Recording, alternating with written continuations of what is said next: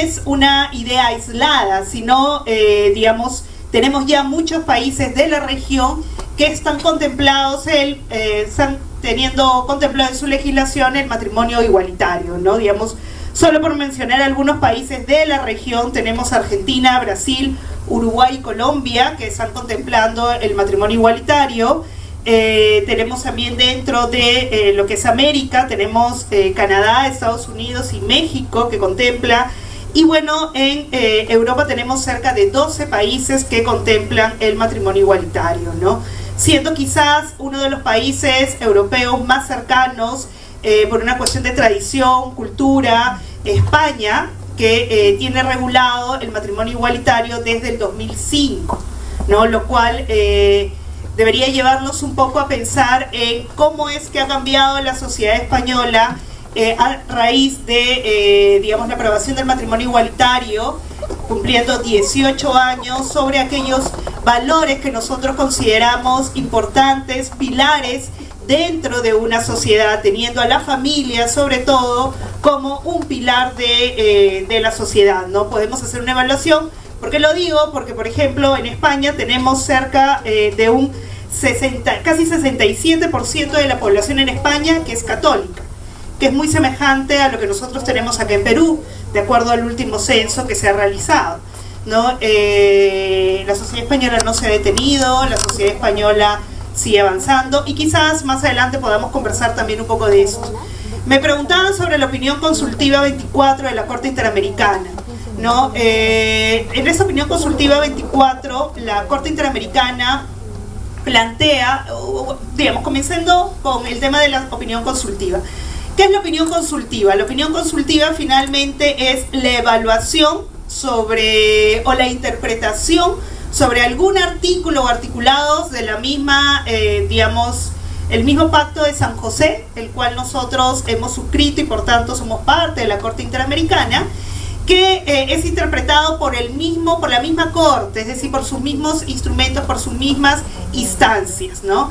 Si bien es cierto, no tiene un papel estrictamente vinculante, sí nos adelanta cuál podría ser la posición de la Corte en caso de un diferendo que se dé o que se dé por algún ciudadano peruano ante la misma Corte Interamericana, porque finalmente una interpretación que se tiene con respecto al pacto. Lo que nos dice la Corte Interamericana finalmente sobre el matrimonio igualitario es que en principio lo que se regula como matrimonio o como familia no es un concepto cerrado, ¿no? No es un concepto cerrado en tanto, digamos, la interpretación que se da, y acá la tengo para que no se me vaya nada. La interpretación que se da es que la Corte constata que en la Convención Americana no se encuentra determinado un concepto cerrado de familia, ni mucho menos se protege solo un modelo tradicional de familia, ¿no? En el presente caso se estaba refiriendo, en el caso de Atala Rifo y Niñas contra Chile, este tribunal constata que el lenguaje utilizado por la Corte Suprema de Chile relacionado con la supuesta necesidad de las niñas de crecer en una familia estructurada normalmente y apreciada en su medio local y no en una familia excepcional refleja una percepción limitada y estereotipada del concepto de familia. Entonces, a lo que nos retrotrae finalmente, o digamos un elemento de reflexión que deberíamos tener frente a el concepto de familia, el concepto protegido de familia, es que la familia, digamos, tiene varios modelos de familia. No estamos hablando de un modelo estructurado en forma tradicional en donde solamente tengamos a papá, mamá e hijos, sino que incluso las estadísticas y el último censo nos arroja que las familias, por ejemplo acá en Perú, son mucho más variadas, ¿no? Digamos, tenemos una fuerte incidencia de mujeres jefas de hogar que viven solas con sus hijos y son familias.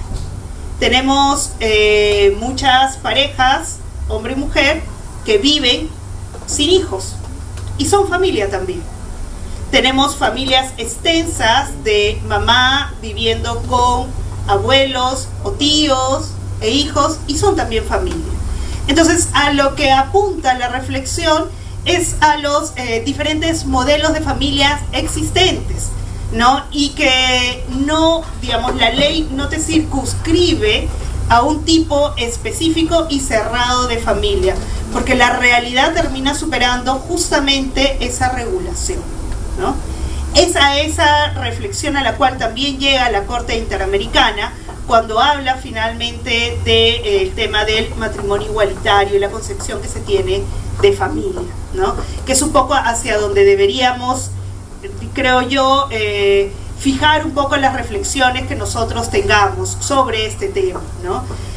También podríamos hablar sobre, digamos, y extendiéndome un poco más con respecto a la pregunta, podríamos también hablar acerca de aquellos principios rectores en un Estado de Derecho, como es el principio de igualdad y mandato de no discriminación, ¿no? Y el principio de igualdad y mandato de no discriminación no solamente es un derecho humano, sino también es un principio recogido en nuestra Constitución y en todos los tratados internacionales suscritos por el Perú, como por ejemplo la Convención de Derechos Humanos.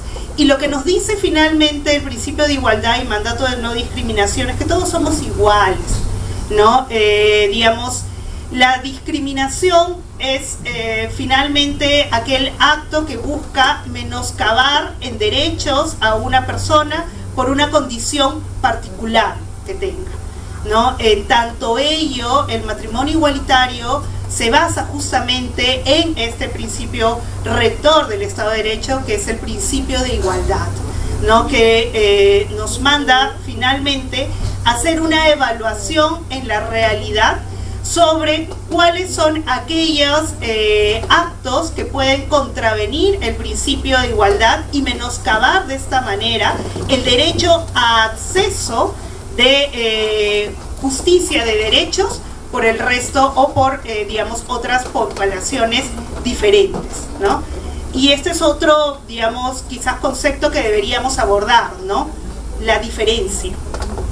Y si es que la diferencia es o puede ser el origen de un acto discriminatorio que finalmente impide el ejercicio de derechos a miembros de una población, a ciudadanos, ¿no?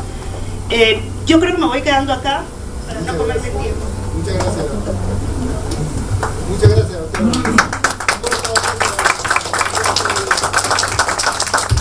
Muy bien, seguidamente tenemos la participación del doctor Alejandro Muñante con el mismo tema. ¿Qué tal? Antes que nada, agradecer a las autoridades de la universidad que hicieron posible que se desarrolle este debate. Realmente es alentador y bueno que la universidad pueda abrir las puertas para que se debatan estos temas y de esa forma forjar en los alumnos un conocimiento, una posición informada y consciente, ¿no? Entonces, por esa razón es que a nosotros nos parece bastante bueno y lógico y razonable que este debate se pueda dar en estas circunstancias, sobre todo en una universidad tan reconocida como la Norbert Wiener, ¿no? Entonces, bueno, el tema de la Corte Interamericana en cuanto al matrimonio igualitario. Quiero empezar señalando que el derecho internacional se rige por principios internacionales. Tenemos principios del Pacta Sunt Servanda, el principio de buena fe, el principio de la libre determinación de los pueblos, la soberanía estatal, entre otros. El Pacta Sunt Servanda es uno de los principios más, digamos, presentes dentro del derecho internacional, que obliga a los Estados miembros a cumplir fielmente lo expresamente pactado en los tratados. Es decir, vuelve vinculante la propia letra de la convención, o en este caso de los tratados internacionales. Este principio se encuentra regulado en la Convención de Viena, que viene a ser nada más y nada menos que el derecho de los tratados, ¿no? En esta convención rige los parámetros de legitimidad para que todo tratado que exista se tenga que adherir. En ese sentido, el artículo 5 señala de que esta Convención de Viena se debe aplicar a todos los tratados. También señala el criterio de interpretación que tienen que tener todos los tratados al momento de aplicarse, y señala en su artículo 31 que los tratados deberán de interpretarse de buena fe conforme al sentido corriente que haya de atribuirse a los términos del tratado en el contexto y de estos y teniendo en cuenta su objeto y fin. En ese sentido, la Convención de Viena lo que hace es dejar en claro y evita toda duda de que los tratados son interpretados y deben ser interpretados de forma literal y conforme al contexto y fines en los cuales fue celebrado. Esta obligación internacional de respetar lo expresamente pactado también se encuentra recogido en el artículo 1 de la Convención Americana de los Derechos Humanos, que señala que los estados están obligados a proteger los derechos y libertades expresamente recogidos en ella, sin ningún tipo de discriminación. Ahora bien, la problemática de la opinión consultiva 24/2017 es que esta opinión estaría violando estos principios que acabo de mencionar y además que inobserva la interpretación del derecho internacional, toda vez que cuando señala que el matrimonio debe ser aprobado por los estados, el matrimonio homosexual debe ser aprobado por los estados miembros, estaría contradiciendo su propio texto normativo. En efecto, el artículo 17 de la Convención Americana señala taxativamente que el Estado se reconoce a la familia como un elemento fundamental y se reconoce el derecho del hombre y la mujer a contraer matrimonio y fundar una familia. En ese sentido, creemos que la Corte, en vez de entrar por la puerta, ha entrado por la ventana. Porque si lo que quiso hacer es reconocer o modificar un nuevo derecho, la propia Convención establece un protocolo en el artículo 31, 76 y 77, que faculta a cualquier Estado miembro, a la Comisión Interamericana y a la Corte Interamericana, de presentar una enmienda para poder reconocer un nuevo derecho. Esta enmienda es presentada ante la Asamblea General de la OEA y luego ratificada por los estados. Esto no se hizo, simplemente utiliza una herramienta como la opinión consultiva, que no tiene la misma fuerza vinculante que una sentencia, para reconocer un nuevo derecho contraviniendo su propio texto normativo. Ahora bien, esta aplicación de enmiendas, este procedimiento de enmiendas, también se encuentra regulado en el artículo 40 de la Convención de Viena. O sea, es algo que la Corte debió haber hecho para reconocer, según ellos, el matrimonio homosexual. Ahora bien, lo que hace entonces la Corte Interamericana, al señalar lo que he venido refiriendo, es una evidente extralimitación de sus funciones y aplica una antojadiza interpretación sobre la Convención, contraviniendo su propio texto normativo. Sin embargo, lo que sucede ahora es que a través del llamado control de convencionalidad se pretende dar vigor a esta opinión consultiva y obligar a los Estados miembros a tener que cumplir con esta opinión. Creemos que este control de convencionalidad, que es único en su especie, que no existe en ningún otro sistema internacional de protección de derechos humanos, como lo ha reconocido su propio vicepresidente, el magistrado McGregor, es un sistema de dominación política y jurídica sobre nuestro país, porque al imponernos el reconocimiento de un nuevo derecho por una vía ilegal, se antepone a nuestras decisiones y estaría inobservando el principio de soberanía estatal contemplado en el artículo 3 de la Carta de la Organización de Estados Americanos. También esta opinión consultiva estaría inobservando el carácter complementario y subsidiario de la Corte. Así lo establece el preámbulo de la Convención Americana. La Corte solamente suple cuando el Estado no puede reconocer o es ineficaz para el reconocimiento de un derecho. Porque al imponernos un nuevo reconocimiento, no está supliendo, sino que más bien está sobreponiéndose frente a nuestro derecho.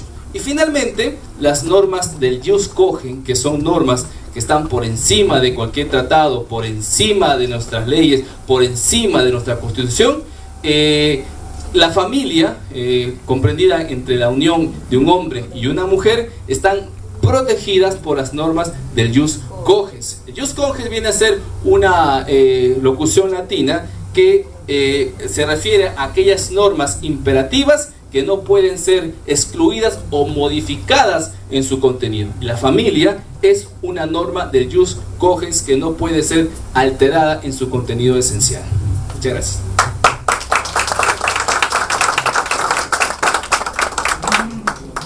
Seguidamente tenemos al distinguido doctor Javier Meléndez Flores con el mismo tema. Muchas gracias.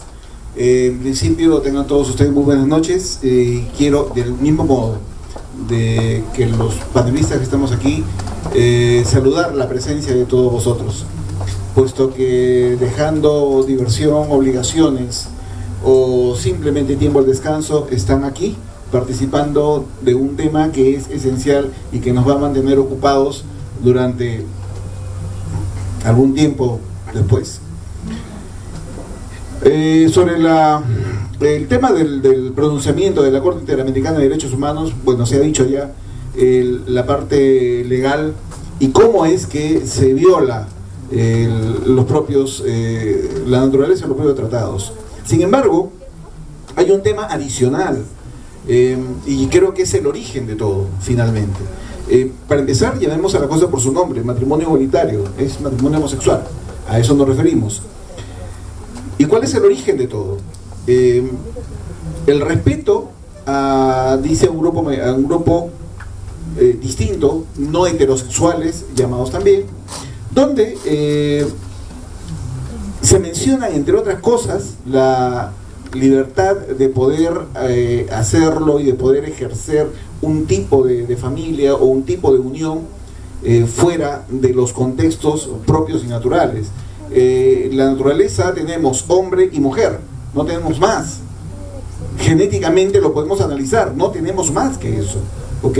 Ahora, obviamente pueden decir diferentes aspectos que seguramente vamos a tratar aquí, pero el tema es que uno de los argumentos que se esgrimen o se han esgrimido durante mucho tiempo es que la persona no heterosexual, ¿ok?, responde a un tema natural, a un tema de nacimiento, y esto no es así. El doctor Elmer Huertas el día lunes hizo una crónica sobre una investigación de un instituto en Massachusetts. Le digo exactamente el nombre.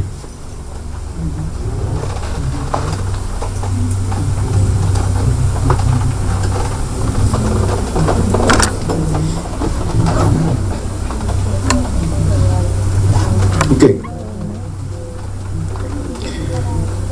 Entonces mencionaba que la Sociedad Norteamericana de Genética Humana ha realizado el estudio más grande que se ha hecho respecto a ese tema, y se ha analizado el genoma completo de más de 500.000 de personas, ¿ok?, con el fin de encontrar el Instituto Broad específicamente, que es parte del Instituto de Tecnología de Massachusetts y la Universidad de Harvard. Este instituto, este estudio que nos presenta el Instituto Broad, descubren las diferencias genéticas entre el heterosexual y el no heterosexual. Resulta que descubren 4 diferencias entre los genes 7, 11, 15 y 22, que da ciertas características, ¿de acuerdo? Por ejemplo, frecuencias en depresión, por ejemplo, frecuencias en presencia de trastornos bipolares, por ejemplo. Pero ninguno de ellos menciona, ¿de acuerdo?, que tiene que ver o que tiene que incidir con el tema y lo que es la orientación sexual. Es más, el doctor Dan Hermer, en 1993, él hace un estudio similar, mucho más pequeño, ¿de acuerdo?, y establece un marcador genético en el cromosoma X, que es el XQ28, Y decía en ese momento el doctor Hammer, decía que ese era, le llamaba el gen gay. Pues resulta que a la luz de los resultados del estudio que realiza este instituto, el doctor Hammer simplemente manifestó que textualmente dice: es el tipo de investigación que yo hubiese querido hacer en mi época, y no tengo sino que reconocer que la hipótesis que él señaló en ese momento pues era falsa, o sea, no tenía el sustento necesario como para poder trascender en el tiempo. Entonces, ¿a qué vamos? ¿Ok? No podemos decir que alguien nació gay, que alguien nació homosexual, como también nos dicen que nadie puede determinar que nació heterosexual, ¿no es cierto? Dice: ¿en qué momento te volviste heterosexual? ¿O en qué momento te volviste homosexual? Pues eso no funciona de esa manera. ¿Por qué? Porque la naturaleza misma hace su trabajo a través de las gónadas, a través de las hormonas, y nos coloca pues en lo que naturalmente viene siendo el mundo en general.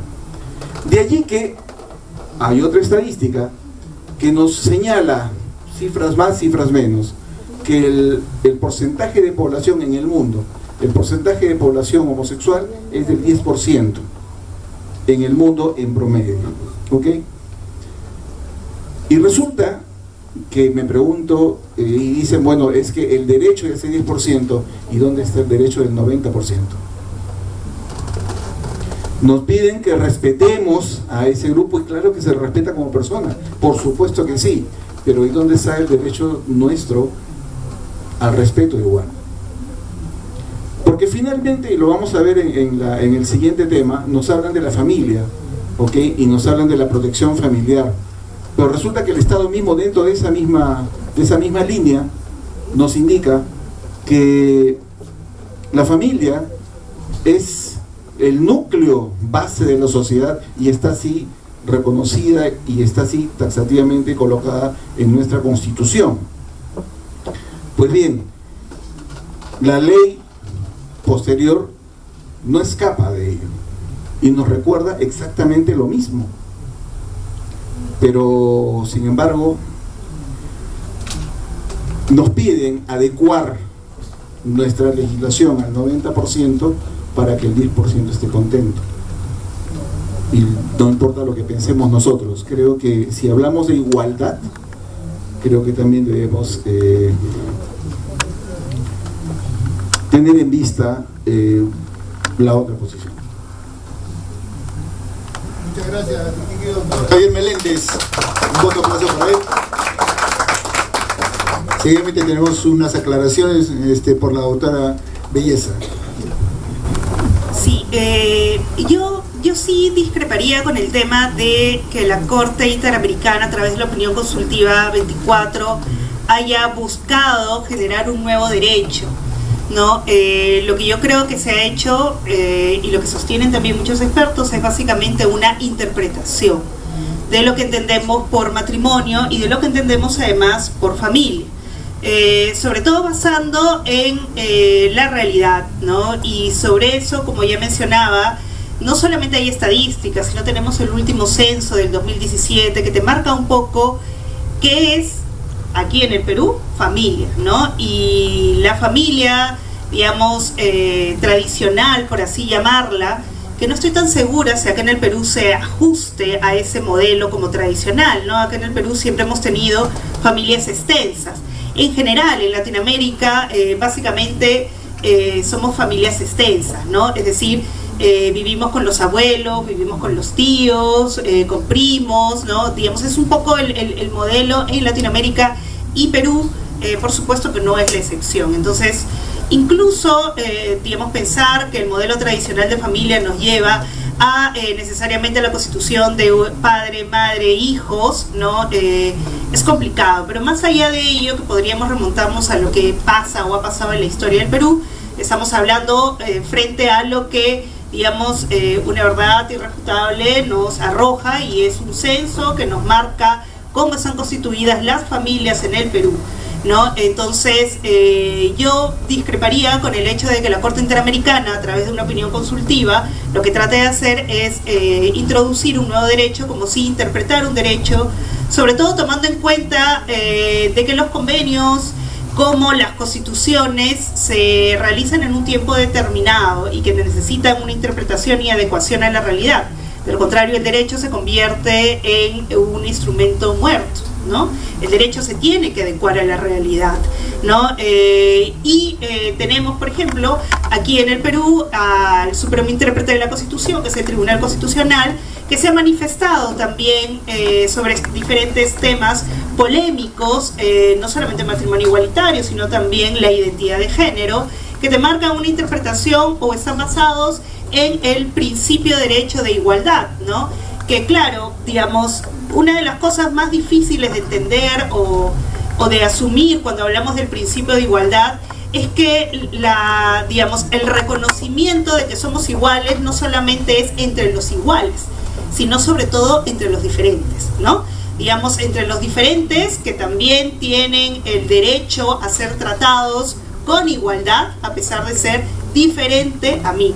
Y esa es una de las partes más difíciles, y en el mundo tenemos, digamos, históricamente un desarrollo que se ha dado, ¿no? Digamos, muchos recordamos por libros, películas, ¿no?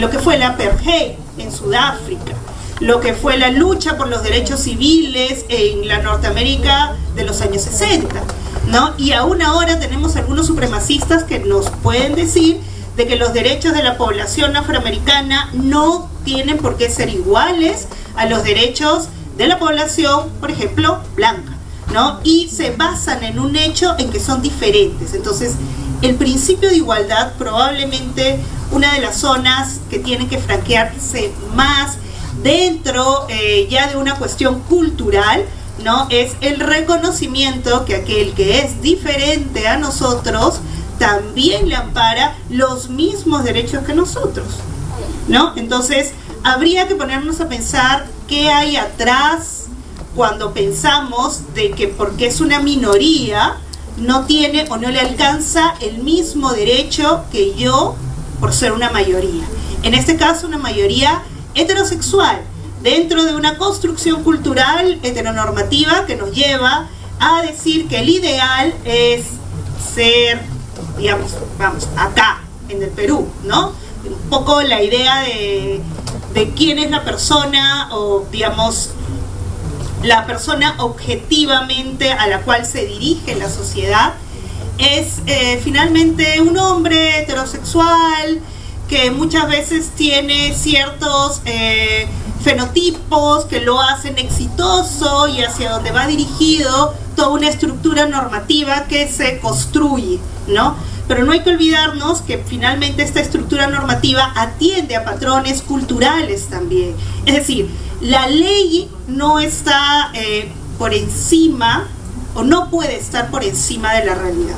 Es decir, toda ley es una construcción que atrás tiene una construcción cultural a la vez sobre lo que tiene que ser la sociedad. Y la ley, en base a ello, se construye muchas veces por grupos de poder. Yo en algún momento les conversaría cómo es que finalmente, digamos, se dan las leyes a través del Congreso de la República, que no necesariamente atienden siempre a las necesidades o a lo que tiene que ser o debe ser, ¿no? Pero vamos, más allá de ello, ¿no? Digamos, una de las cosas que tenemos que pensar cuando hablamos del principio de igualdad, ¿no? Y el mandato de no discriminación, es que no por ser diferente la persona tiene que tener menos derecho o menos acceso a derechos, ¿no? Y eso trae pues un ejercicio, digamos, de sabernos que dentro de nuestras diferencias todos somos ciudadanos y ciudadanas, a quien el Estado tiene la obligación de hacer cumplir y otorgar derechos en igualdad. Y eso quizás es lo más complicado de entender dentro de lo que es el principio mandato de igualdad. Pero además lo más rico, y hay mucho desarrollo que se ha dado alrededor, hay muchos escritos que se han dado y se dan alrededor de lo que es el principio mandato de igualdad, y que además es un ente rector en casi todas las relaciones que nosotros tenemos, ¿no? Y ustedes que están estudiando Derecho lo van a ver desde Derecho Civil, Derecho Laboral, ¿no? Digamos, en todos los aspectos donde ustedes se manejen va a estar latente este principio mandato de igualdad, ¿no? Yo creo que tenía otros apuntes más, pero... Muy amable, doctora Belleza. Doctor Alejandro. Sí, bueno, el derecho internacional no puede inobservar los principios internacionales, ¿no? Las reglas de interpretación. Si se quiere modificar algún texto de los tratados, el protocolo está establecido en la propia Convención Americana, está establecido en la propia Convención de Viena. O sea, no es que exista un impedimento, pero sí existe un procedimiento y que hay que respetar. Por ejemplo, en el Perú, si se quiere reformar la Constitución, pues existe el procedimiento de reforma constitucional. No se puede modificar un texto constitucional por una ley ordinaria, tiene que cumplir un procedimiento. El Tribunal Constitucional ha dicho que no todo acto diferenciado es discriminatorio, sino solamente aquellos que carecen de justificaciones razonables y objetivas, es decir, decisiones arbitrarias e injustificadas. Por ejemplo, es perfectamente dable la diferenciación que existe entre un militar con un civil, la diferenciación que existe entre un padre con su hijo, entre un trabajador público con un trabajador privado, entre un funcionario, el trato que se le da a un funcionario o a un ministro de Estado contra otra persona común y corriente. Hay diferenciaciones que se basan en razones objetivas.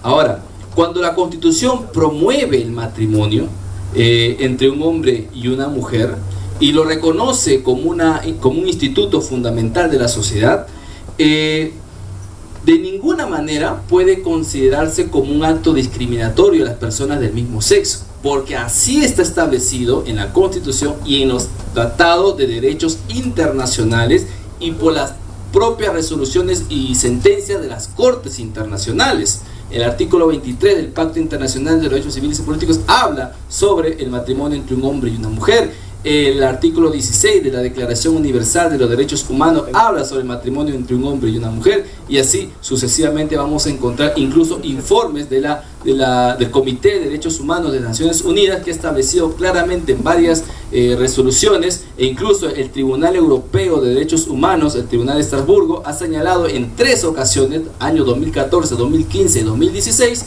que el matrimonio homosexual no es un derecho, y lo que establece en la Carta de Naciones de la Unión Europea es el reconocimiento del matrimonio entre un hombre y una mujer. Ahora, el bien común o interés general que justifica la intromisión del Estado en el matrimonio y en la familia es la propagación y conservación de la especie humana. Es por ello que la única institución reconocida y promovida por el Estado no puede ser otra que la unión entre un hombre y una mujer, independientemente de los sentimientos, gustos o preferencias sexuales que los contrayentes tengan.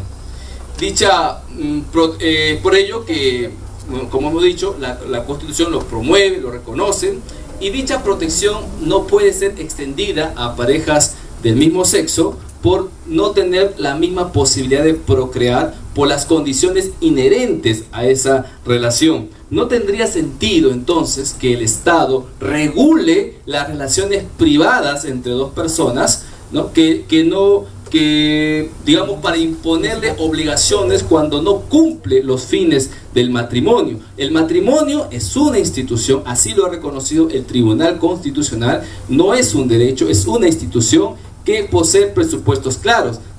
La finalidad del matrimonio es la procreación, es la vida en familia, que tiene una vocación de permanencia y exclusividad. Entonces, cuando se regula el matrimonio, cuando el Estado en principio el Estado no debería regular ningún derecho de familia, ni la vida privada de ninguno de nosotros, pero lo regula porque obedece a un interés del Estado. Es decir, el Estado regula el matrimonio, lo protege, lo promueve, porque es una institución de orden público, obedece a un interés social de conservación del Estado. Por eso es que el Estado le otorga beneficios y programas sociales, por ejemplo, porque al provenir de la unión entre un hombre y una mujer, la prole, lo que el Estado hace no solamente es proteger a esas parejas, sino también al niño, a la procreación, a los niños que nazcan de estas uniones. Por eso es que el Estado regula. Si no existiese eso, no tendría ninguna razón por la cual el Estado se entrometa en las relaciones privadas de nosotros, porque en todo caso sería pues una intromisión arbitraria del Estado en la vida privada de las personas. Por tanto, el matrimonio tiene un fin público, así como está establecido y así ha sido reconocido por los tratados internacionales del cual el Perú es asignatario. Muchas gracias, doctor Muñante. Doctor Meléndez. Efectivamente, y el Estado también reconoce, a partir de la Constitución de 1993, los tipos de familia. Y tenemos los tipos de familia matrimonial y también las uniones de hecho. Pero en ambos casos, el Estado nos habla de hombre y mujer. Finalmente, ¿cuáles son los tres pilares básicos del matrimonio? Asistencia, cohabitación.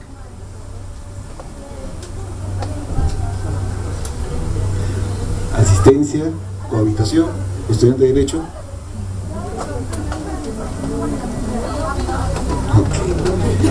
Okay. Bien. El tema es que... Sí, lo iba a mencionar como lo menciona nuestro querido doctor Mendizábal, siempre en sus clases, que es algo que los varones siempre cumplimos, fidelidad, y no se equivocan.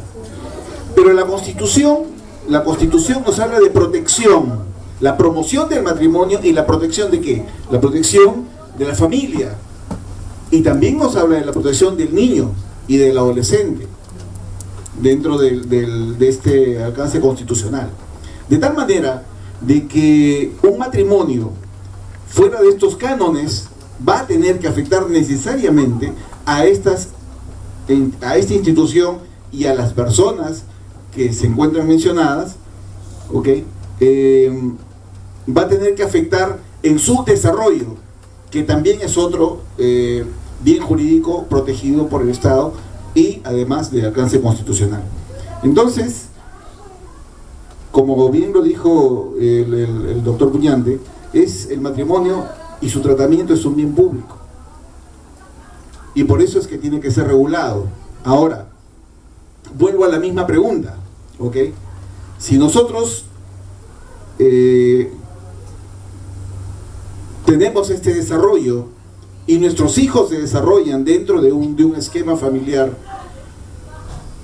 ¿cómo podríamos nosotros pedir después un desarrollo para aquellos niños que encuentran de pronto dos papás o dos mamás? De repente cambiaríamos como lo hace el Ministerio de Educación y nos alcanza, cambiaríamos la letra de canciones como Arroz con Leche, o de repente tendríamos que utilizar en nuestro lenguaje lo que le han llamado ahora el lenguaje inclusivo, ¿no? Y tendríamos que hablar de todes o palabras similares. Entonces, como que la cosa no va funcionando así, y no va a funcionar de esa manera por cuanto la naturaleza misma y la naturaleza propia del matrimonio no escapa a lo que naturalmente somos los seres humanos. Nosotros somos hombres o somos mujeres, no hay más. Y las relaciones familiares parten de ese punto. Muchas gracias, doctor Meléndez. A ver, doctora Belleza, tiene usted el micrófono. Sí, justamente acá comentaban acerca de que, digamos, el principio mandato de igualdad y el mandato de no discriminación atiende, digamos, no necesariamente a que no exista tratamientos diferenciados, ¿no? Por ejemplo, las acciones afirmativas, ¿no? Son tratamientos diferenciados, temporales y atendiendo sobre todo a que existen poblaciones que han sido, digamos, históricamente marginadas, ¿no? Y tenemos acciones afirmativas como las que se tuvo, digamos, históricamente en la Norteamérica de los 60, para que pudieran estudiar las personas afroamericanas, ¿no? y tenemos, digamos, este caso de esta niña, que es una foto bien conocida entrando al colegio, ¿no? Que es un poco el símbolo también de la lucha por los derechos civiles de los afroamericanos en Norteamérica, ¿no? Acciones afirmativas también tenemos a través de las cuotas, ¿no? Por ejemplo, el acceso a la política por parte de las mujeres a través de las cuotas existentes para que puedan acceder, porque hay una serie de vallas que se nos ponen a las mujeres invisibles, no necesariamente diciendo tú no puedes postular, o a veces sí te dicen en algunas organizaciones políticas tú no puedes postular, ¿no? Que el Estado busca romper a través de estas acciones afirmativas. A lo que voy es que sí hay tratamientos diferenciados, ¿no? Y no todo tratamiento diferenciado en sí mismo es un acto de discriminación. ¿Cuándo hay un acto de discriminación? Cuando finalmente este tratamiento diferenciado se da en base a algunas condiciones, ¿no? Digamos, que están establecidas dentro del artículo 2 de nuestra Constitución, ¿no? Y una de ellas es justamente el tema del sexo, ¿no? En donde te marca como una condición prohibida dentro de el tratamiento diferenciado, ¿no? Entonces sí, es un acto de discriminación tratar desigual a aquellas personas por su condición o por su sexo, ¿no? Entonces sí, estamos frente a una discriminación en este caso, que no es lo mismo una acción afirmativa o un tratamiento diferente a los diferentes, ¿no? Ahora, otra cosa que me llamó mucho la atención es sobre el bien superior del matrimonio, que es procrear, ¿no? Y lo planteo así, digamos, personalmente. Yo estoy casada hace 5 años y he decidido con mi pareja, con la cual nos conocemos desde que tenemos 17 años de edad, no les voy a decir cuántos años tengo, pero nos conocemos hace mucho tiempo, que no queremos tener hijos, ¿ya? Y somos un matrimonio civil, somos un matrimonio, ¿no? Formamos una sociedad conyugal. Los bienes adquiridos dentro de ese matrimonio nos pertenecen a ambos. Además no nos hemos casado por separación de bienes, ¿no? Y mi pregunta es, si hemos decidido no tener hijos, 2 personas medianamente jóvenes, sin ningún tipo de problema para la procreación, ¿es que no soy familia? ¿Es que dejo de ser familia? ¿Es que mi matrimonio tendría que ser invalidado por el Estado porque he decidido autónomamente, dentro de la construcción de mi plan de vida, junto con el de mi pareja, no tener hijos? ¿No procrear? No, ¿verdad?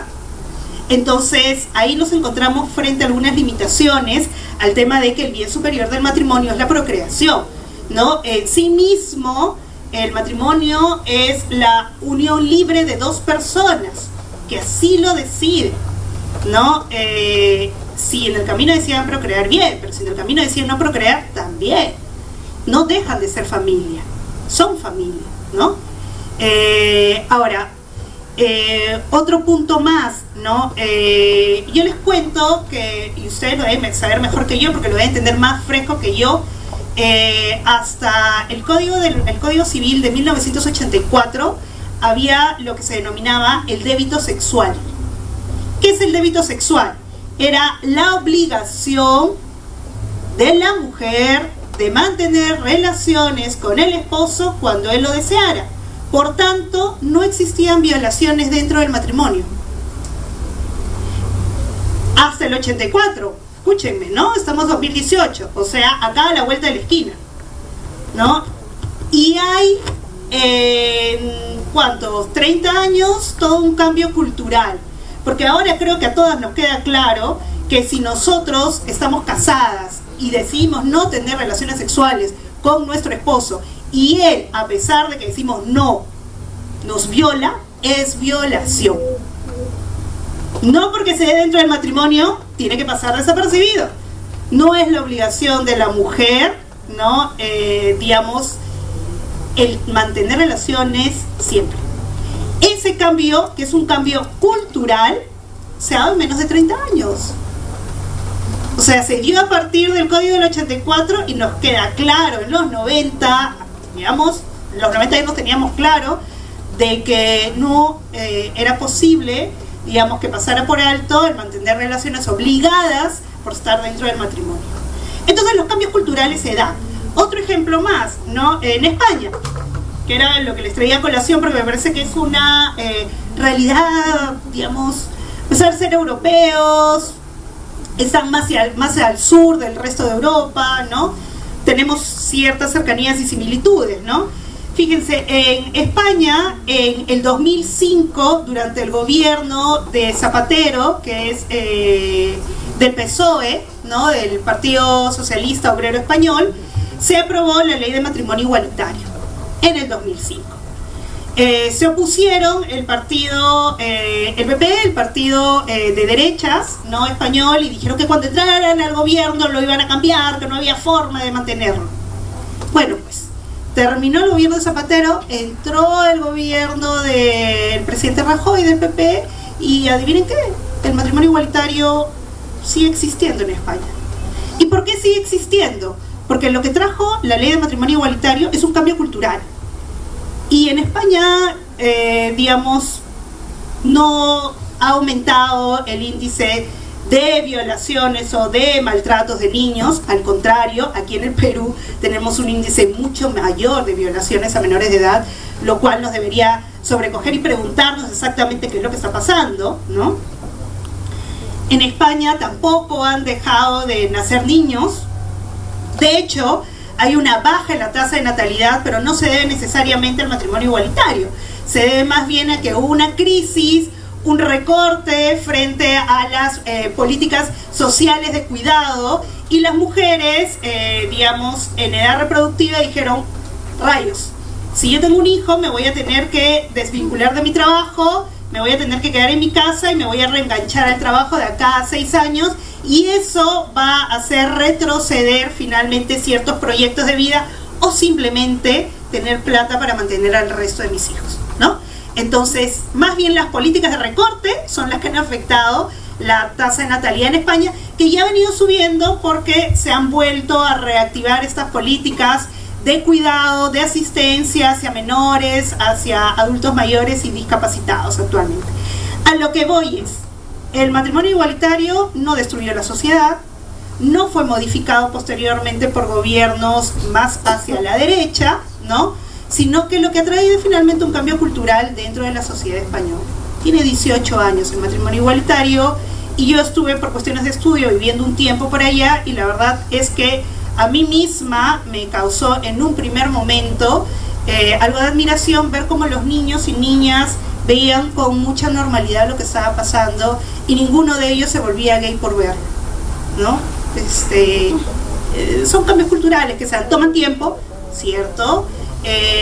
Hay que irlo trabajando poco a poco, cierto, pero no nos podemos olvidar de que dentro de un Estado de Derecho no solamente las mayorías van a poder tener todos los derechos, sino justamente el gran reto está en reconocer los mismos derechos a esas minorías, ¿no?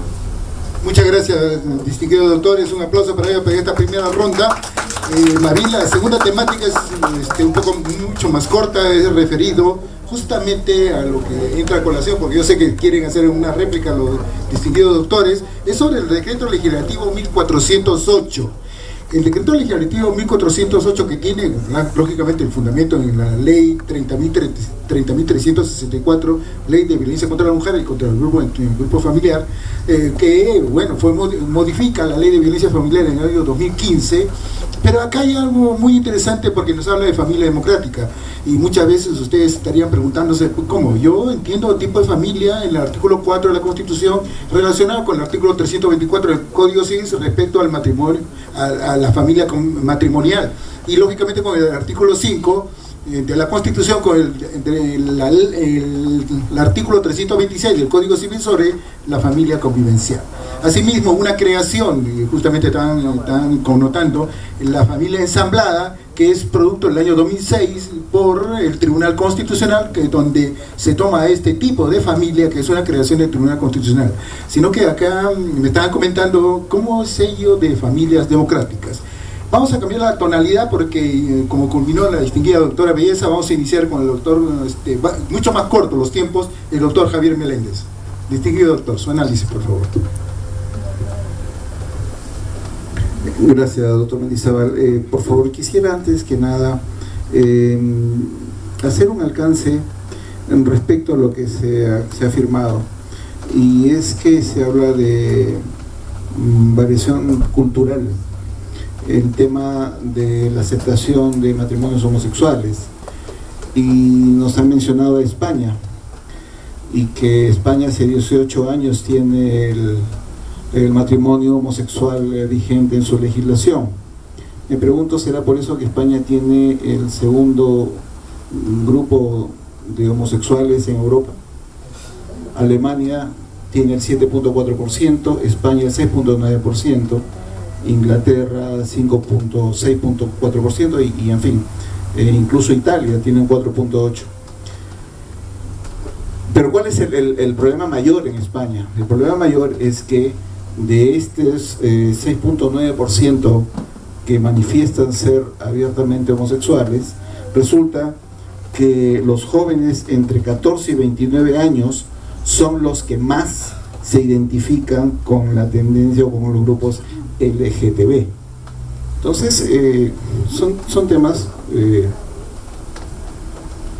para reflexión sobre lo que nosotros estamos o no haciendo aquí. Bien, respecto al decreto legislativo 1408, 1408. Este decreto legislativo viene a derogar la ley de fortalecimiento de la familia. ¿Ok? El tema con este decreto es que por decreto nos señalan otro tipo de familia. De pronto nos encontramos que también existe la familia democrática. Entonces, nosotros inmediatamente nos preguntamos, ¿y qué debo entender por familia democrática que no haya estado ya legislado en nuestro orden legislativo, en nuestro ordenamiento jurídico? Y nos indica pues que la familia democrática nos habla que tiene que considerar a todos los miembros y los intereses de todos los miembros en sus decisiones, ¿ok? Pero no nos dice que son ellos, son los demás miembros los que tienen que decidir. Nos dice así, simplemente. Pero voy a un punto que de pronto encuentro también en la ley, y es el artículo 4, el inciso D. Cuando habla de corresponsabilidad familiar, ¿qué nos dice esta ley? Nos dice que la distribución igualitaria de las tareas domésticas y de cuidado de los hombres y mujeres al interior de las familias es un elemento clave para el desarrollo de las personas y de las familias en sí mismas. Es lo que menciona la ley. ¿De acuerdo? Entonces, y durante todo el tiempo, me pregunto, según lo que mencionaba antes de la familia democrática, entonces, ¿qué es lo que hemos estado viviendo para que sea necesario colocarlo dentro de una ley? Y que además, en el desarrollo de su propio artículo, nos habla de hombres y mujeres, porque no es el único el que menciona, no es el único artículo que menciona así. Del análisis, de pronto a priori, nos ponemos a pensar y recordamos inmediatamente lo que pasó con la Constitución del 93. ¿Qué pasó con la Constitución del 93? La Constitución del 93 nos dice, como derecho fundamental de la persona, nos dice que no a la discriminación por razón de sexo, color, raza, ¿verdad? Y eso es lo que dice la Constitución, entre otros, o de otra índole. Pero resulta que el texto, cuando se hace el texto del Código Procesal Constitucional, de pronto nos encontramos con el artículo 37 o 38, que habla de las acciones de amparo, ¿ok?